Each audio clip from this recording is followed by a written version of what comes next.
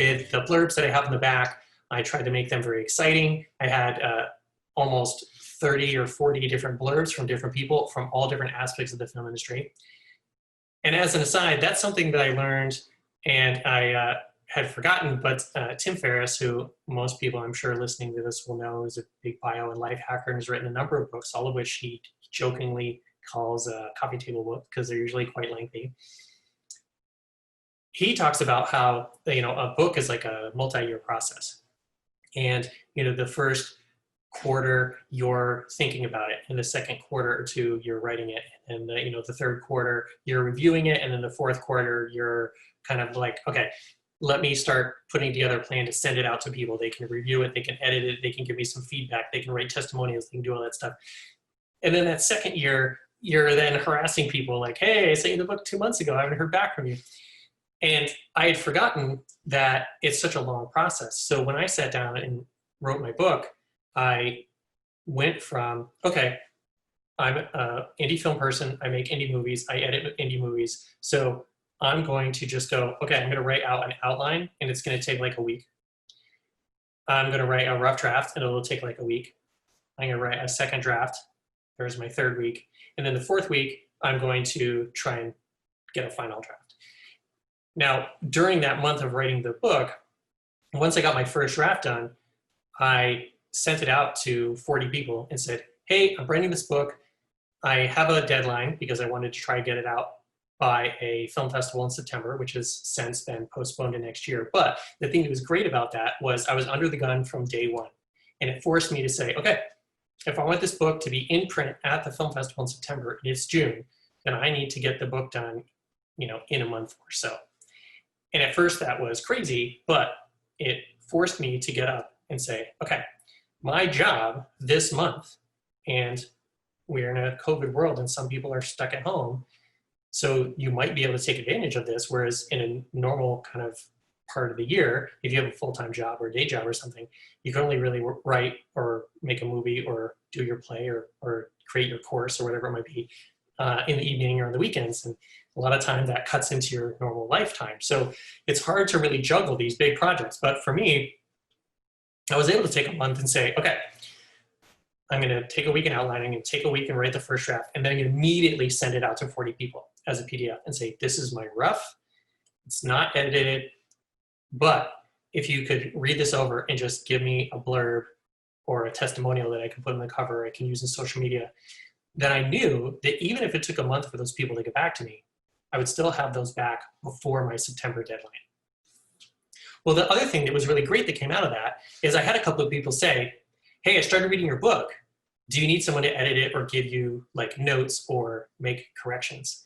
And I said, yes. So I ended up having 3 people do that, which again corresponds with one of the notes in the book, which is if you're going to write a screenplay or a script, don't give it to 20 people because you're going to get so much feedback that's conflicting that you're not going to know who to listen to. Instead, you pick 3 to 5 people that know and trust, and they know what they're talking about. 5 is really good because if 1 or 2 people flake or they don't get it back to you in time, then you still get 3 really good opinions. It's really easy to go into some long, detailed conversations with only 3 people, even if they're all separate. If you are trying to do that with 10 or 20 people, as I said, it gets murky. So I was getting blurbs and testimonials for the book, and I happened upon getting 3 people who were willing to edit the book for me, or at least read the whole thing. And that was super valuable. So by the time I got to the end of the month and I had kind of my final, or I was taking my second draft and turning it into a final, I was able to get their feedback and their notes and their edits and incorporate that into the draft. And at that point, I was like Michael Keaton and Mr. Mom, like my brain was oatmeal. If you've seen that movie, you'll get the reference. If you don't, it's a classic 80s comedy. Anyway, so I finished the book and I was like, oh, I'm so glad I did that. It was a breakneck pace, but it was a fantastic experience. I learned so much. The program I created with Ben, you're the expert, write the damn book. Like it actually works. It's fantastic. So I can't wait to help other people do that. And then as I mentioned, she gave me the idea, like, why don't you do a workbook that goes with it? Now, that was a very different process because I didn't really need to write anything.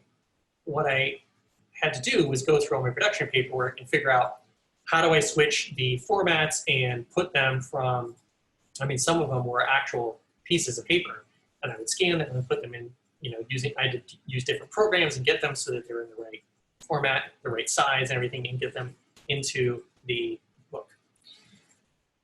And then I just went through and found a bunch of the checklists and things that I had, and said, good, okay, all the checklists go in a section, all the production paperwork goes in a section. And then I said, oh, wait, the first book goes in 3 parts, the Write the Damn Book program is 3 parts, a film is 3 parts, script is 3 parts, I'm gonna make this 3 parts too. And then I just went through my film notes book and said, if I was gonna give someone a exercise or like an assignment for each main section of the book, what questions would I ask them? And then I went back to my why again. I was like, why would I want them to answer these questions? Why is answering those questions important in writing a film, directing a film, producing a film? What are the things that I wish I knew, or that I know now that I wished I knew 10 or 20 years ago? And so I put together basically a wish list of all of these templates, all of these, here's 10 questions on this, here's 5 questions on this. Oh, it would be so great if only I had known to fill these things out.